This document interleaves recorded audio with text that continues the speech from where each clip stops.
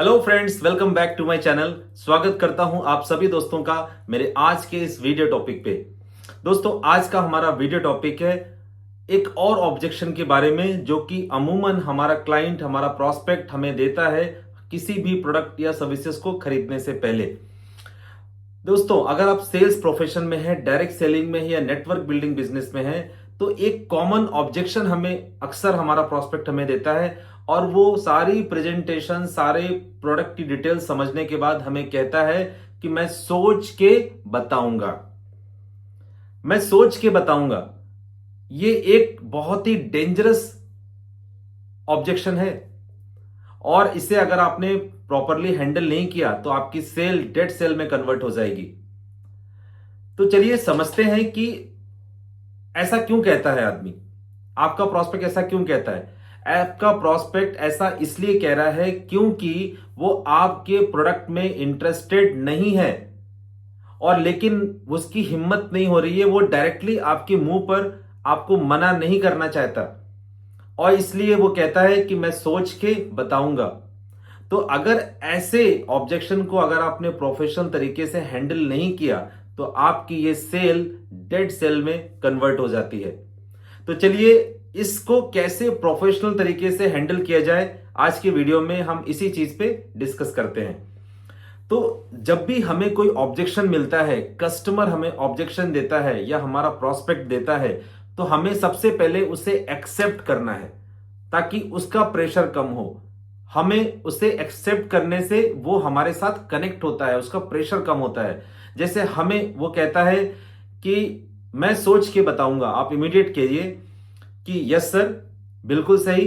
किसी भी चीज को खरीदने से पहले हमेशा सोच विचार करने की जरूरत होती है, लेकिन मैं जानना चाहता हूं सर कि आप किन मुद्दों पे सोचना चाहते हैं। ऐसा बोलने से आपका प्रोस्पेक्ट को अब जवाब देना पड़ेगा। तो वो जो एक्चुअल जो रूट कॉज है ना, वो आपके साथ शेयर करेगा और उसकी जो प्रॉब्लम है उसको आप उसको क्लैरिटी दीजिए और उसे क्लोजिंग की तरफ लेके जाइए। लेकिन अगर आपका प्रोस्पेक्ट कुछ नहीं बोलता है तो आप उसे खुद ऑप्शन दीजिए। देखिए सबकॉन्शियस माइंड में आदमी अगर बोल रहा है कि मैं सोच के बताऊंगा, इसका क्या मतलब है? इसका मतलब है कि या तो वो प्रोडक्ट को ठीक तरह से समझा नहीं है, उसे कंफ्यूजन है।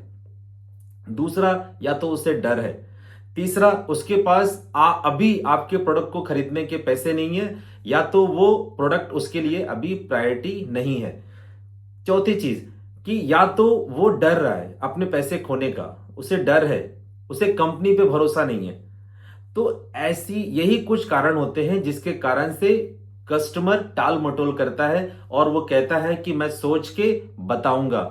और जो कुछ नए सेल्स पर्सन होते हैं वो कहते हैं कि ठीक है सर, आप सोच के बताइएगा, मैं कब फोन लगाऊं आपको। वो कहता है 10 दिन बाद, और 10 दिन बाद जब आप फोन लगाते हैं वो अगेन 10 दिन बाद बोलता है, 1 महीने बाद बोलता है, 2 महीने बाद, और ये सेल जो है डेड सेल में कन्वर्ट हो जाती है। जो कि आपके पास ऑप्शन था उसी समय उसको क्लोजिंग की तरफ लेके जाने का और आपने नहीं किया तो ये सेल डेड की तरफ चली जाती है। तो चलिए मान लेते हैं कि अगर आपके कहता है कि मेरे पास अभी पैसे नहीं है, तो इसका क्या मतलब है? इमीडिएट आप, ये नेगेटिव सेंटेंस है, इसे आपको पॉजिटिव सेंटेंस में कन्वर्ट करना है। आप इसे इमीडिएट बोलेंगे कि सर, अगर आपके पास आज पैसा होता तो क्या आप आज इसमें इन्वेस्टमेंट कर सकते थे? तो वो कहता नॉर्मली हाँ, कर सकते हैं। यानी उसके मुंह से हाँ उगलवाना है हमें, ताकि हमें उसे क्लोजिंग की तरफ लेके जाना है। और उसे इमीडिएट मिरर दिखाइए, आईना दिखाइए और कहिए कि क्या सर, 4 साल पहले अगर मैं प्रोडक्ट आपके पास लेके आता तो क्या आप इन्वेस्टमेंट करते या इस प्रोडक्ट को खरीदते? वो अमूमन कहता। और उसे यह भी बताइए कि क्या गारंटी है कि अगले 4 से 5 महीने या 6 महीने के बाद मैं आपके पास आऊंगा, तब आपके पास इस पैसे होंगे इस प्रोडक्ट को खरीदने के लिए। और उसे बताइए कि सर देखिए, ये प्रोडक्ट एक secondary source of income generate करता है आपके लिए, और अगर आप इस प्रोडक्ट को आज खरीदते हैं तो आपकी फाइनेंशियल कंडीशन अगले 6 महीने में जरूर सुधर जाएगी, या जरूर आप अभी की पोजीशन से बेस्ट होंगे। तो और उसको बताइए कि sir, secondary source of income की जरूरत आदमी को इसलिए पड़ती है ताकि मुश्किल समय में या इमरजेंसी के केस में उसके पास हमेशा फंड बना रहे। आज आपके पास एक अपॉर्चुनिटी है लेकिन आपके पास पैसे नहीं है, इसीलिए मैं चाहता हूं सर आप बड़े अमाउंट से मत शुरू कीजिए, लेकिन एक छोटे अमाउंट से हम और आप आज इस बिजनेस को शुरू करते हैं, ताकि फ्यूचर में हमें कभी भी ऐसा ना लगे कि हमारे पास पैसे नहीं है। अब आपने उसके माइंडसेट को एक पॉजिटिव माइंडसेट की तरफ कन्वर्ट किया है। ठीक इसी तरीके से अगर वो आपको दोबारा ऑब्जेक्शन, कोई दूसरा ऑब्जेक्शन देता है और कहता है कि मुझे अभी क्लैरिटी नहीं है, तो इमीडिएट उससे बोलिए कि अगर मैं सारी चीजों को प्रॉपर डिटेल में एक्सप्लेनेशन देता हूं और आपको जब चीजें समझ में आ जाएगी तब तो आप डिसीजन लेंगे ना सर। अगेन पॉजिटिव में कन्वर्ट करना है, तो क्या हम आज इन्वेस्ट, तो तब तो आप इन्वेस्टमेंट करेंगे ना सर। तो नॉर्मली कस्टमर क्या बोलेगा, वो बोलेगा करेंगे। और यही तो हमें चाहिए, उसके मुंह से हां उगलवाना है, वो हां बोलना चाहिए, यानी वो हां बोलेगा तभी क्लोजिंग की तरफ जाएगा। और जो भी बात वो बोले, अगर उससे बोले कंपनी में भरोसा नहीं है, उसे कंपनी का एक्सप्लेनेशन दीजिए। उसको वो जानना चाहता है कि आपका बिजनेस मॉडल क्या है, आप उसको प्रॉपर बिजनेस मॉडल समझाइए। अगर वो जानना चाहता है कि आपकी कंपनी कैसे पैसा बनाती है, आप उसको क्लैरिटी दीजिए कि कैसे कंपनी आपकी पैसा बनाती है। यानी हर एक ऑब्जेक्शन जो जिसके कारण से वो कह रहा था कि मैं सोच के बताऊंगा, उस ऑप्शन का आप क्लैरिटी के साथ, कॉन्फिडेंस के साथ, ट्रांसपेरेंसी के साथ आप उसे आंसर देंगे, तो डेफिनेटली वो सेल आपकी क्लोजिंग की तरफ बढ़ेगी और बहुत जल्दी वो क्लोज हो भी जाएगी।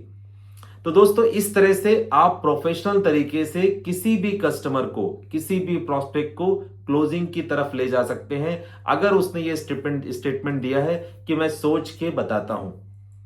तो इसके पीछे के हिडन कारण मैंने बताए और उसके माइंडसेट को कैसे एक पॉजिटिव माइंडसेट की तरफ लेके जाना है, और फिर वो आपके प्रोडक्ट में इंटरेस्टेड भी दिखाएगा, आपके साथ इन्वेस्टमेंट भी करेगा और फ्यूचर में आपके साथ काम भी करना चाहेगा और as a part time income इसको करना भी चाहेगा।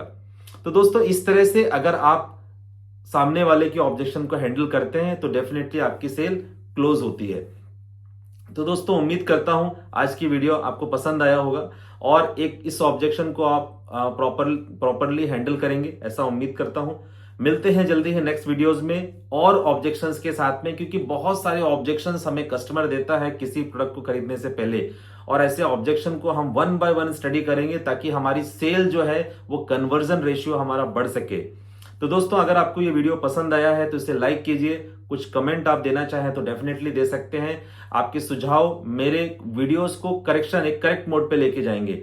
और अगर आपको ये लगता है कि ये वीडियो दूसरों की लाइफ में भी चेंज ला सकता है आपकी टीम मेंबर में, तो आप इसे इमीडिएट उसको ये फॉरवर्ड कीजिए। मिलते हैं जल्दी ही नेक्स्ट वीडियोस में। Till then good bye, take care, thank you.